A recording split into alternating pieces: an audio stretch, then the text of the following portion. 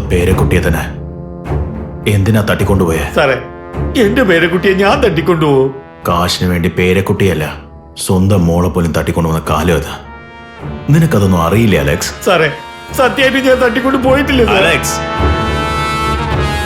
വെറുതെ കൈവെക്കണ്ടെന്ന് ഇരിക്കാൻ ഞാൻ. Sir, forensic report.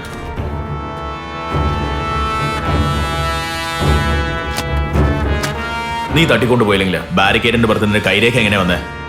സാറേ, ഞാൻ സത്യം പറയാം സാർ. എന്റെ പേരക്കുട്ടിയെ തട്ടിക്കൊണ്ടു പോകുമ്പോ ഞാൻ കാറിലായിരുന്നു. ഒരു ഫോൺ കോൾ വന്നു, ഞാനത് എടുത്ത് സംസാരിച്ചു. നിന്റെ പേരക്കുട്ടി എന്റെ അടുത്താ ഉള്ളത്, അവള് ജീവനോടെ വേണമെങ്കിൽ ഞാൻ പറയുന്നതൊക്കെ നീ ഫോളോ ചെയ്യണമെന്ന് പറഞ്ഞ് ഫോൺ കട്ട് ചെയ്തു സാർ. അലക്സ്, അതിനുശേഷം അവൻ പറഞ്ഞ ഇൻസ്ട്രക്ഷൻസ് ആണ് സാർ ഞാൻ ഫോളോ ചെയ്ത്. കലൂരിലുള്ള ഒരു കുപ്പത്തെട്ടിയുടെ അടുത്തേക്ക് ചെല്ലാൻ പറഞ്ഞു. അവിടെ ഒരു ബാഗ് ഉണ്ടായിരുന്നു, അതിലൊരു മാസ്ക് ഉണ്ടായിരുന്നു. അതും ധരിച്ചുകൊണ്ട് ഒരു ബിൽഡിങ്ങിലേക്ക് പോകാൻ പറഞ്ഞു. ശേഷം നടന്നതൊക്കെ സാറിന് അറിയാലോ. ഞാൻ നിങ്ങളുടെ കയ്യിൽ അകപ്പെട്ടപ്പോഴാണ് എന്റെ മോളോട് ആ കാശ് മേടിച്ചതെന്ന് ഞാൻ അറിയുന്നത്. കാശ് എടുത്തതിന് ശേഷം അത് അടുത്തുള്ള ഒരു കുപ്പത്തൊട്ടിയിൽ കൊണ്ടുപോയി ഇടാൻ പറഞ്ഞു. ഞാൻ പറഞ്ഞ പോലെ ചെയ്ത നിന്റെ പേരക്കുട്ടി ജീവനോടെ വീട്ടിലേക്ക് വരും, അല്ലെങ്കിൽ നിന്റെ പേരക്കുട്ടിയുടെ ശവം പോലും നിനക്ക് കാണാൻ പറ്റില്ല എന്ന് പറഞ്ഞു.